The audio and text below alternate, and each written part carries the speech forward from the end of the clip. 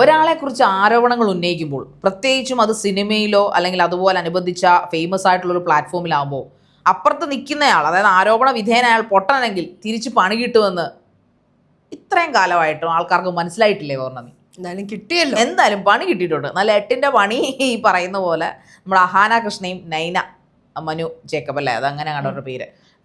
കഴിഞ്ഞ ദിവസം നൈന എന്ന് പറഞ്ഞിട്ടുള്ളൊരു ലീഡി പ്രൊഡ്യൂസർ, അവരുടെ ഹസ്ബൻഡ്, സംവിധായകനായ ഹസ്ബൻഡ് മനു മരിച്ചതിന് ശേഷം അദ്ദേഹം സംവിധാനം ചെയ്ത പടം ഈ പറഞ്ഞ റിലീസ് ചെയ്യാൻ വേണ്ടിയിട്ട് കുറേ തത്രപ്പാടും ഹാർഡ് വർക്സിൻ്റെ ഒക്കെ കഥയൊക്കെ പറഞ്ഞു. നല്ല കാര്യം തന്നെ, ആൾക്കാർ താല്പര്യം തോന്നുമല്ലോ സ്വാഭാവികമായിട്ടും. നാൻസി റാണി അല്ലേ, നാൻസി റാണി അഹാന കൃഷ്ണയെ വെച്ച് ചെയ്ത ഒരു പടമായിരുന്നു. അതിൽ അഹാന കൃഷ്ണ പ്രൊമോഷന് ചെല്ലുന്നില്ല, അഹാന കൃഷ്ണ റെസ്പോണ്ട് ചെയ്യുന്നില്ല, ആർക്ക് റെസ്പോൺസിബിലിറ്റി കാണിക്കുന്നില്ല എന്നൊക്കെ പറഞ്ഞ് ഭയങ്കര ആരോപണങ്ങളൊക്കെയാണ് അവർ വലിയ ഒരു കൂട്ടത്തിൽ. എനിക്ക് തോന്നുന്നു മറ്റേ നമ്മുടെ നായകനുണ്ടല്ലോ അജു വർഗീസ്, യെസ്, അജു വർഗീസും ഒക്കെ ഉണ്ടായിരുന്നു. അജു വർഗീസ് ഇതൊക്കെ അന്വേഷിച്ച് തന്നെ ആയിരുന്നോ അജു വർഗീസും ഇതിന് ഇറങ്ങി പുറപ്പെട്ടു വന്നിപ്പോൾ എനിക്ക് സംശയമുണ്ട്. കാരണം അജു വർഗീസിന് ആൾക്കാർക്ക് ഭയങ്കര ഇഷ്ടമുള്ള ഒരാളാണ്.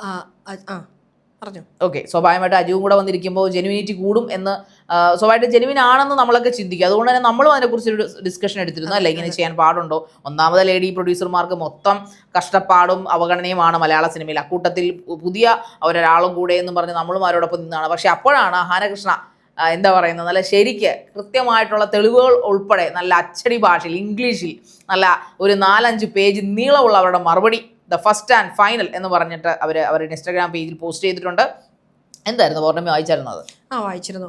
അത് എങ്ങനെ തുടങ്ങണം എന്നറിയില്ല. അവർ തന്നെ അത് പറയുന്നുണ്ട്, ഇത് വായിക്കാൻ ക്ഷമ ഉള്ളവർ മാത്രം ഇത് വായിച്ചാൽ മതി എന്ന് പറഞ്ഞാണ് തുടക്കം. ഇപ്പം അതിനു മുമ്പ് ഈ അജുവിൻ്റെ കാര്യം പറഞ്ഞത്, ഇപ്പം അജു വർഗീസിന് മേ ബി ഇത് അറിയാമായിരിക്കും. കാരണം ആ സെറ്റിലുള്ള ഒരാളാണ്, ഈ സിനിമയുടെ ഭാഗമാണെങ്കിൽ തീർച്ചയായിട്ടും ഈ പ്രശ്നങ്ങളെല്ലാം അറിയുന്ന വ്യക്തിയാണ്. പിന്നെ കൂടുതൽ സംസാരിച്ച് പ്രശ്നം വഷളാക്കണ്ട, അല്ലെങ്കിൽ ഒരു പ്രശ്നത്തിലേക്ക് പോകണ്ട എന്നുള്ളൊരു ധാരണയുടെ പുറത്തായിരിക്കണം അങ്ങനെ ഒരു സ്റ്റേറ്റ്മെന്റ് കൊടുത്തതും. അല്ലെങ്കിൽ ഈ സിനിമയുടെ കൂടെ സപ്പോർട്ട് ചെയ്യാനും ആരെങ്കിലും ഒക്കെ വേണമല്ലോ, എന്തായാലും സിനിമ ഇറങ്ങണ്ടേ. ഇപ്പം അഹാന അഹാന പറയുന്നുണ്ട്, താനിതൊന്നും ഒരിക്കലും പറയില്ലായിരുന്നു, പക്ഷെ തന്നെ കൊണ്ട് ഇത് പറയിപ്പിച്ചതാണ് എന്ന് പറഞ്ഞു തന്നെയാണ് തുടങ്ങുന്നത്. അപ്പോൾ ആദ്യം തന്നെ ഈ സിനിമയുമായി ബന്ധപ്പെട്ട് താൻ എങ്ങനെയാണ് ഒരു പ്രൊമോഷന് ചെല്ലുക? കാരണം ആ സിനിമയുടെ ഡബ്ബിങ് ചെയ്തത് താനല്ല. സിനിമയുടെ സെറ്റിൽ പലവിധ പ്രശ്നങ്ങൾ ഉണ്ടായിട്ടുണ്ടായിരുന്നു. ഈ പറയുന്ന മനു, അല്ലെങ്കിൽ ഇപ്പം അദ്ദേഹം ഇപ്പോൾ ജീവിച്ചിരിപ്പില്ല എങ്കിൽ പോലും ഈ സിനിമ ഒരു സ്കെഡ്യൂളുകളും കറക്റ്റായിട്ട് മുന്നോട്ട് പോവാതെയാണ് ചിത്രീകരണം നടന്നത്. ഒരു അൺപ്രൊഫഷണൽ ആയിട്ടുള്ള ചിത്രീകരണമായിരുന്നു ഈ സിനിമയ്ക്ക് ഉണ്ടായിരുന്നത് എന്ന് പറഞ്ഞിട്ട് താൻ ആ സെറ്റിൽ നേരിട്ട സംഭവങ്ങളെല്ലാം വിശദമായിട്ട് 9 പേജുള്ള ഒരു കുറിപ്പാണ് അഹാന പങ്കുവെച്ചത്. അതിനകത്ത് കൃത്യമായിട്ട് എല്ലാവർക്കും ഉള്ള മറുപടി, അതായത് പൊതുസമൂഹത്തിനോട് ഈ നൈന പറഞ്ഞ എല്ലാ കാര്യങ്ങൾക്കും ഓരോ വരികളിലും കൃത്യമായിട്ടുള്ള മറുപടി. അത് ഏത് രീതിയിൽ എങ്ങനെ എക്സ്പ്ലെയിൻ ചെയ്യണമെന്ന് അറിയില്ല. എന്തായാലും അതിൻ്റെ ഒരു പ്ലോട്ട് അല്ലെങ്കിൽ ഒരു സമ്മറി എന്ന് പറയുന്നത്, ഈ സിനിമയുടെ ചിത്രീകരണം പൂർണ്ണമായും അഹാന എന്ന് പറയുന്ന ഒരു പേഴ്സൺ നമുക്കറിയാം, അത്യാവശ്യം നല്ല രീതിയിൽ ഒരുങ്ങി നല്ല ഭംഗിയായിട്ട് പബ്ലിക്കിന് മുന്നിൽ വരാൻ ആഗ്രഹിക്കുന്ന, അല്ലെങ്കിൽ തൻ്റെ മൂവി നല്ല രീതിയിൽ പോകണം എന്ന് ആഗ്രഹിക്കുന്ന ഒരു വ്യക്തിയാണ്. അപ്പോൾ അവര് ഈ ചിത്രത്തിൽ നിന്ന് മാറി നിൽക്കുന്നു എങ്കിൽ അതിന് തക്കതായ കാരണമുണ്ടെന്ന് ആദ്യം തന്നെ ഇങ്ങനെ ഒരു കാര്യം പറഞ്ഞപ്പോൾ പലരും കമന്റ് സെക്ഷനിലൊക്കെ പറഞ്ഞിട്ടുണ്ടായിരുന്നു. അപ്പോൾ ഈ സിനിമയിൽ ഈ പറയുന്ന സംവിധായകനും അദ്ദേഹത്തിന്റെ കൂട്ടുകാരും ക്യാരവാനിൽ ഇരുന്ന് അടക്കം മദ്യപിച്ച ശേഷമാണ് സെറ്റിൽ വരുന്നത്. ഒരു സമയം, സിനിമയുടെ ചിത്രീകരണം തുടങ്ങാൻ പ്രത്യേകിച്ച് ഒരു സമയമില്ല, നിർത്താൻ ഒരു സമയമില്ല. അവർക്ക് തോന്നുമ്പോൾ അവർ വരുന്നു, ചിത്രീകരണം തുടങ്ങുന്നു. അവർക്ക് പറ്റാതാവുമ്പോൾ, അല്ലെങ്കിൽ അവരുടെ ക്ഷമ നശിക്കുമ്പോൾ, അല്ലെങ്കിൽ അവർക്ക് മതി എന്ന് തോന്നുമ്പോൾ സ്റ്റോപ്പ് പറയുന്നു.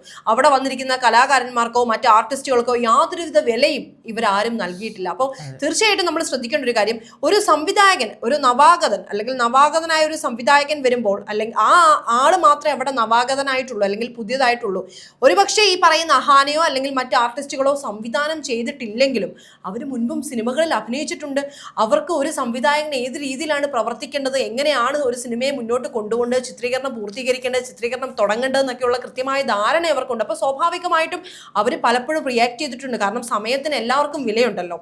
അതിനുശേഷം ഈ സംഭവങ്ങളെല്ലാം നടന്നു. അത് കഴിഞ്ഞിട്ട് ഈ മനുവിന്റെ ഭാര്യയും ഒക്കെ ആയിട്ടുള്ള പല ഇഷ്യൂസും, അതൊന്നും അഹാന പറയാൻ തയ്യാറല്ല. എന്നിരുന്നാൽ കൂടിയും അതിനകത്ത് ഈ ഏറ്റവും കാര്യമായിട്ട് അഹാന സൂചിപ്പിച്ചത്, ഈ ചിത്രത്തിന്റെ ഡബ്ബിങ്ങിന് ആർട്ടിസ്റ്റുകളെ തേടുന്നു എന്ന് പറയുന്ന ഒരു പോസ്റ്റ് അഹാന കാണാനിടയാവുകയും അത് ഇവരോട് ബന്ധപ്പെടാൻ ശ്രമിച്ചപ്പോൾ ഇവര് പൂർണ്ണമായിട്ടും നിരസിക്കുകയുമായിരുന്നു. പിന്നീട് ഈ ഡബ്ബ് ചെയ്ത ആള് പുറത്തുനിന്ന് വേറൊരാളെ വെച്ച് ഡബ്ബ് ചെയ്തു. ആ ഡബ്ബിങ് കുളമായെന്ന് അറിഞ്ഞപ്പോൾ പിന്നീട് അഹാനെ തിരിച്ചു വിളിച്ചപ്പോൾ അഹാന വളരെ മാന്യമായിട്ട് നേരിട്ട് വരൂ, സംസാരിക്കുന്നു ആവശ്യപ്പെട്ടു, പക്ഷെ അതിനെയും ഇഗ്നോർ ചെയ്തു അല്ലേ? അതെ അതെ. അങ്ങനെ നമ്മൾ ഒരാളെക്കുറിച്ച് നേരത്തെ തുടക്കത്തിൽ പറഞ്ഞ പോലെ ആരോപിക്കുമ്പോൾ നമ്മുടെ ഭാഗത്ത് തെളിവുകൾ ഉണ്ടാവണം. നമ്മുടെ ഒരു സിനിമ എന്ന് പറയുന്നത് എല്ലാവരും ചെയ്യുന്നുള്ള ഒരു കൂട്ടായ്മയാണ് അല്ലേ. ആ ഒരു സംരംഭം വിജയിക്കണമെങ്കിൽ മറ്റൊരാളുടെ ക്യാരക്ടറിനെ അധിക്ഷേപിച്ചിട്ടാണോ അത് ചെയ്യേണ്ടത്? പ്രത്യേകിച്ചും അതിൽ നായികയായിട്ട് അഭിനയിച്ചൊരു വ്യക്തിയെ അധിക്ഷേപിച്ചുകൊണ്ടല്ല അത് ചെയ്യേണ്ടത്. ഇപ്പോൾ ഒരു ട്രെൻഡിങ് ആയി മാറിയിരിക്കുകയാണ്. സിനിമയെക്കുറിച്ച് ഒരു വിവാദം അഴിച്ചു വിട്ട് കഴിഞ്ഞാൽ ഉടനെ തന്നെ ആ സിനിമ അങ്ങ് ഹിറ്റാകുമെന്ന ലെവലിലായിരിക്കാം. പക്ഷേ ഇല്ല, മലയാളികളെ നിങ്ങൾക്ക് ഇപ്പോഴും നൈന നിങ്ങൾക്ക് മനസ്സിലായിട്ടില്ല, അല്ലെങ്കിൽ നിങ്ങൾ അതിനെക്കുറിച്ച് പഠിക്കേണ്ടിയിരിക്കുന്നു. മലയാളികൾ ഇങ്ങനെ ആരെങ്കിലും വിവാദം പറഞ്ഞില്ല, ഒരു ദിവസം പടം കൂടുമായിരിക്കാം, മാക്സിമം ഒരു ദിവസം, മാക്സിമം 2 ദിവസം പടം ഒരിക്കലും ഹിറ്റാവില്ല. കാരണം മലയാളികൾക്ക് ഇപ്പോഴും നല്ല പടങ്ങൾ ആരും പറയാതെ, ഒരു മൗത്ത് പബ്ലിസിറ്റി പോലും ഇല്ലാതെ, അല്ലെങ്കിൽ ഒരു സോഷ്യൽ മീഡിയ പബ്ലിസിറ്റി പോലും ഇല്ലാതെ ഹിറ്റായി എത്രയോ പടങ്ങൾ ഇപ്പോഴും നമ്മുടെ തിയേറ്ററിൽ ഓടുന്നു. ഈ ഓഫീസർ ഓൺ ഡ്യൂട്ടിയൊക്കെ ആര് പബ്ലിസിറ്റി ചെയ്തിട്ടാണ് ഓടുന്നത്? ആരും ചെയ്തില്ല. പടം ഇറങ്ങിയതിന് ശേഷമാണ് ചാക്കോച്ചൻ്റെയൊക്കെ പ്രൊമോഷൻ പോലും ആൾക്കാർ കാണുന്നത്. സോ അതുകൊണ്ട് നല്ല പടങ്ങൾ എപ്പോഴായാലും വിജയിക്കും. അതിനുവേണ്ടി ഇങ്ങനെയുള്ള ചീപ്പ് പരിപാടിക്ക് ഇറങ്ങാതിരിക്കുന്നതാണ് എപ്പോഴും നല്ലത്. പിന്നെ ഒരു കാര്യം കൂടെ, ഈ സിനിമയുടെ ഏറ്റവും അവസാനം ക്ലൈമാക്സ് രംഗത്തൊന്നും ഷൂട്ട് ചെയ്യാൻ അഹാന പോയിട്ട് പോലും ഇല്ലാന്ന് പറയും. സീരിയസ്ലി അഹാനയുടെ പോസ്റ്റ് ക്ഷമയുള്ള ഒരാളിരുന്ന് വായിക്കുകയാണെങ്കിൽ, അതിനെ മലയാള തർജ്ജമയിലേക്ക് നോക്കുകയാണെങ്കിൽ, അഹാന പറയുന്ന ഓരോ കാര്യങ്ങൾ പോയിന്റ് ബൈ പോയിന്റഡ് ആയിട്ട് ആ കുട്ടി വ്യക്തമായിട്ട് പറഞ്ഞു. അതിനകത്ത് അവൾ തുടക്കത്തിൽ പറയുന്ന ഒരു കാര്യം എന്ന് പറയുന്നത്, സത്യം ഇത് ആൾക്കാർ വിശ്വസിച്ചാലും ഇല്ലെങ്കിലും സത്യം ഒരിക്കലും മറന്നേക്ക് പുറത്ത് വരിക തന്നെ, അത്രയും കോൺഫിഡൻ്റ് ആയിട്ടാണ് അവൾ എഴുതി വെച്ചിരിക്കുന്നത്. അതുകൂടാതെ അവൾ പറയുന്ന ഓരോ കാര്യങ്ങൾ, ഈ പറയുന്ന പോലെ നവാഗത സംവിധായകൻ്റെ എല്ലാ കുറവുകളും ഈ പറഞ്ഞ മനുവിനുണ്ടായിരുന്നു. അഹാന അസേന ഒരു ആക്ടർ എന്ന നിലയിൽ പലവട്ടം മനുവിനെ ഉപദേശിച്ചു, അല്ലെങ്കിൽ പറഞ്ഞു മനു പൈസയ്ക്ക് ഒരു വിലയില്ലാത്ത രീതിയിലായിരുന്നു അവിടുത്തെ പ്രകടനങ്ങളും മുഴുവൻ. കാരണം മിക്കപ്പോഴും ഈ സംവിധായകനും അദ്ദേഹത്തിൻ്റെ കൂട്ടുകാരും കൂടെ ചേർന്നിട്ട് കാരവലിരുന്ന് മദ്യപാനമായിരുന്നു. അതിന് ഈ പറയുന്ന പോലെ മറ്റ് ആർട്ടിസ്റ്റുകളെല്ലാം പുറത്ത് വെയിറ്റ് ചെയ്യുകയാണ്, സമയത്തിനൊരു വിലയില്ല, ആൾക്കാരുടെ സമയത്തിന് പൈസയ്ക്കൊരു വില, അത്രയും പൈസ ആവശ്യമില്ലാത്ത രീതിയിലായിരുന്നു അവിടെ ചിലവാക്കിക്കൊണ്ടിരുന്നത്. അതുകൂടാതെ ശരിയാണ്, അഹാന ഒരിക്കലും പേയ്മെന്റിനെ കുറിച്ചൊന്നും പറഞ്ഞിട്ടില്ല, കൃത്യമായ പേയ്മെന്റ് തന്ന് ക്ലോസ് ചെയ്തിട്ടുണ്ടെന്ന് തന്നെ അഹാന പറഞ്ഞിട്ടുണ്ട്. അതിനെക്കുറിച്ചൊന്നും അഹാന ഒരു ആരോപണം ഉന്നയിക്കുന്നില്ല. പക്ഷെ അഹാന പറഞ്ഞൊരു പോയിന്റ് എന്ന് പറഞ്ഞു കഴിഞ്ഞാൽ, ഈ പടം ഒരു പലവട്ടം ഈ പറയുന്ന മനുവിനോട്, ഡയറക്ടറിനോട് അഹാന സൂചിപ്പിച്ചിരുന്നു, ഒരു അസിസ്റ്റന്റ്, ഒരു എക്സ്പീരിയൻസ്ഡ് ആയിട്ടുള്ള ഒരു അസിസ്റ്റന്റ് ഡയറക്ടറെ കൂടെ നിങ്ങൾ വെക്കൂ, അപ്പോൾ നിങ്ങൾക്കൊരു ഓർഡർ കിട്ടും. എല്ലാം മനു സമ്മതിക്കുകയും ചെയ്തതാണ്. ശരിയാണ്, ഞാൻ മദ്യപിച്ച് വന്നിട്ടുണ്ട്, മദ്യപിച്ച് സംസാരിച്ചിട്ടുണ്ട്, ഇതൊക്കെ മനു അംഗീകരിക്കുകയും ചെയ്യുന്നുണ്ട്. അതിനുശേഷം ഈ സിനിമയുടെ ചിത്രീകരണം ഏതാണ്ട് 2020 സ്റ്റാർട്ട് ചെയ്യുന്നത്. ഏതാണ്ട് ഒരു മാസം, ഒരു 7-9 മാസം കഴിഞ്ഞപ്പോഴത്തേക്കും ഡബ്ബിങ് ആർട്ടിസ്റ്റിനെ വേണമെന്ന് പറഞ്ഞ് ഒരു പരസ്യം, അഹാനയായിട്ട് പിന്നീട് കോൺടാക്ട് ഒന്നും ഇവർ തമ്മിൽ ഉണ്ടായിരുന്നില്ല.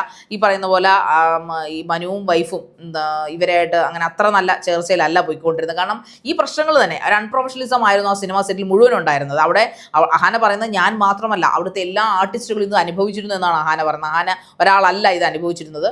സോ എന്തായാലും ഉത്തരവാദിത്തത്തോട് സിനിമ പൂർത്തീകരിച്ച് കൊടുക്കേണ്ട തന്റെ റെസ്പോൺസിബിലിറ്റി ആയിരുന്നു. അഹാന തയ്യാറുമായിരുന്നു. പക്ഷേ ഡബ്ബിംഗ് ആർട്ടിസ്റ്റിനെ വെച്ച്, പുതിയ ഡബ്ബിംഗ് ആർട്ടിസ്റ്റിന് അഹാനയോട് ഡിസ്കസ്, അതായത് നായിക കഥാപാത്രത്തോട് ഒന്ന് ഡിസ്കഷൻ പോലും ചെയ്യാതെ, നായിക കഥാപാത്രം ഒരു പുതുമുഖമല്ല, സ്വാഭാവികമായിട്ടും നായിക കഥാപാത്രത്തിന് അത്യാവശ്യം വാല്യൂ ഉള്ളൊരു നായികയാണ്, അവരുടെ പടങ്ങൾ ഹിറ്റായിട്ടുണ്ട്, അവർ ലോകം അറിയപ്പെടുന്ന ഒരു ആർട്ടിസ്റ്റ് കൂടെയാണ്. അപ്പോൾ സ്വാഭാവികമായിട്ട് അവരുടെ സജഷൻ ചോദിക്കാം. അത് ചെയ്യാതെ വേറൊരു ഡബ്ബിംഗ് ആർട്ടിസ്റ്റിനെ വെക്കുന്നു. ആ ഡബ്ബിംഗ് ആർട്ടിസ്റ്റ് വെച്ച് അത് കുളവായി പോകുന്നു. അതിനുശേഷം പിന്നീട് അനക്കമൊന്നുമില്ല. പിന്നീട് 6-7 മാസം കഴിഞ്ഞപ്പോൾ മനു തന്നെ അഹാന നേരിട്ട് വിളിക്കുന്നു.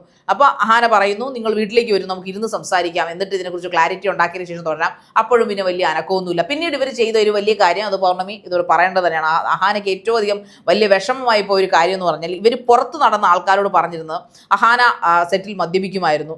അതായത് അഹാനയുടെ അമ്മയോട് വിളിച്ച് ഇയാൾ പറഞ്ഞു ഇങ്ങനെ ഡബ്ബിങ് കംപ്ലീറ്റ് ചെയ്യണമെന്ന് പറഞ്ഞപ്പോൾ അഹാനയുടെ അമ്മയ്ക്ക് എല്ലാ കാര്യങ്ങളും അറിയാം, അവൾ ഡ്രഗ്സ് ഉപയോഗിക്കുമായിരുന്നു. അത് അഹാനയെ വല്ലാതെ ഡൗൺ ആക്കി കളഞ്ഞു. കാരണം അഹാന പറയുന്ന പോലെ ഞാൻ എത്ര പ്യുവറാണെന്ന് എനിക്കറിയാം, അത് ശരിയായിരിക്കാം, അവരെത്ര പ്യുവറാണെന്ന് അവർക്കറിയാം.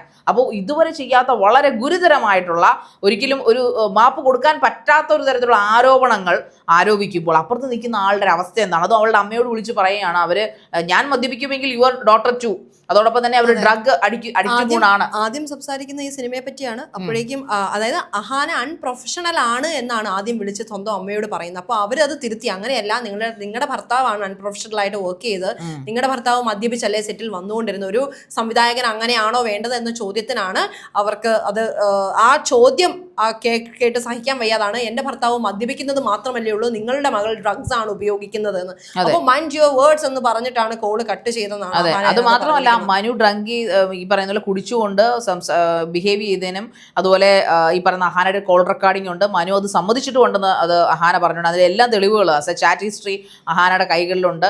അതുപോലെ ഈ പറയുന്ന അഹാനയുമായിട്ട് കാലങ്ങളായിട്ട് കോൺടാക്ട്സ് ഇല്ല, കുറേ മാസങ്ങളായിട്ട്. ഈ പറയുന്ന പ്രൊമോഷന് പോലും അഹാനയോട് കോൺടാക്ട് ചെയ്യുകയോ അതിൻ്റെ ഡീറ്റെയിൽസ് സംസാരിക്കുകയോ ഒന്നും ചെയ്തിട്ടില്ല. അതിൽ ഏറ്റവും വലിയ ഒരു വിരോധാഭാസം എന്ന് പറഞ്ഞാൽ, ഈ സിനിമയുടെ ക്ലൈമാക്സ് രംഗങ്ങൾ എന്താണെന്നോ അത് എപ്പോൾ പൂർത്തിയായെന്നോ അല്ലെങ്കിൽ അതിൻ്റെ ഷൂട്ട് ചെയ്യാനോ ഒന്നും അഹാനെ വിളിച്ചിട്ടില്ല. അപ്പോൾ അഹാന ചോദിക്കുന്നത് എനിക്കൊരു അറിവുമില്ലാത്ത, എനിക്ക് അതിനെക്കുറിച്ച് ഒരു ഐഡിയയും ഇല്ലാത്ത ഒരു പടം. ഞാൻ ശരിയാണ്, അവർ തന്ന പൈസയ്ക്ക്, അവർ തന്ന പറഞ്ഞതിനേക്കാൾ കൂടുതൽ ദിവസങ്ങൾ, തന്ന പൈസയേക്കാൾ കൂടുതൽ ദിവസങ്ങൾ അവർ ആ സിനിമയ്ക്ക് വേണ്ടി സ്പെൻഡ് ചെയ്തിട്ടുണ്ട്.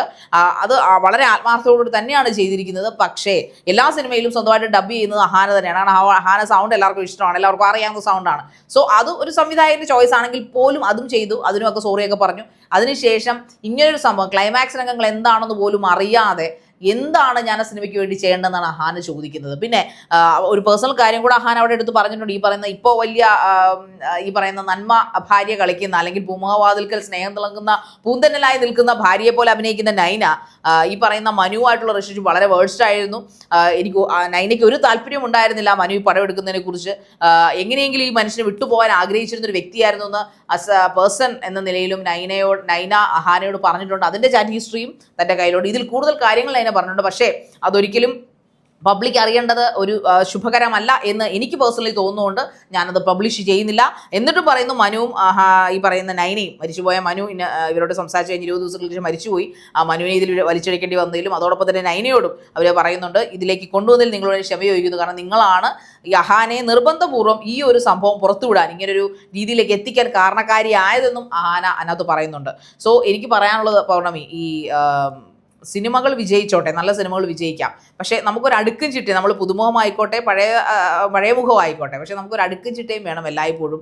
മദ്യം അതൊന്നിനും, ഡ്രഗ്സും ഒന്നും ഒരു കാര്യത്തിൽ ശുഭകരമല്ല. അല്ലേ തന്നെ സിനിമാക്കാരെ കുറിച്ച് ഭയങ്കര അലിഗേഷനാണ് മയക്കുമരുന്ന്, അല്ലേ? അതും സപ്പോർട്ട് ചെയ്യാൻ ആൾക്കാരുണ്ട്. അപ്പോൾ മയക്കുമരുന്ന് ഉപയോഗം കൂടുതലാണ്. അപ്പോൾ അത്യാവശ്യം ഒരാളെ കുറിച്ച് ആരോപണങ്ങൾ ഉന്നയിക്കുമ്പോൾ അയാളുടെ ഭാഗത്ത് തെളിവുകൾ ഉണ്ടോ, അല്ലെങ്കിൽ അയാളെ തിരിച്ച് ആരോപിക്കുമ്പോൾ അത് വാങ്ങിക്കാനുള്ള, അല്ലെങ്കിൽ അക്സെപ്റ്റ് ചെയ്യാനുള്ള ഒരു ത്രാണി നമുക്കുണ്ടോ, അല്ലെങ്കിൽ ഇതോടുകൂടി ആ സിനിമയെ കുറിച്ചുള്ള ആ ഒരു നല്ല ഇമേജ് പോലും പോയി. ഇനിയിപ്പോൾ നൈനയ്ക്ക് ഒരു സിനിമ ഇനി പ്രൊഡ്യൂസ് ചെയ്യാനായിട്ട് പറ്റുമോ? ഇങ്ങനെ കള്ളങ്ങൾ പറഞ്ഞാണോ നമ്മളൊരു സിനിമ പ്രൊഡ്യൂസ് ചെയ്യേണ്ടത്? നമ്മളാരും സത്യസന്ധരെന്ന് എന്ന് പറയുന്നില്ല. പക്ഷേ ഒരാളെക്കുറിച്ച് അലിഗേഷൻസ് ഉന്നയിക്കുമ്പോൾ അയാളുടെ ഭാഗത്ത് തനിക്കെതിരായിട്ടുള്ള എന്തെങ്കിലും കാര്യങ്ങൾ ഉണ്ടാകുമെന്ന് ഒന്ന് തിരിഞ്ഞ് ചിന്തിക്കുന്നത് വളരെ നല്ലതായിരിക്കും.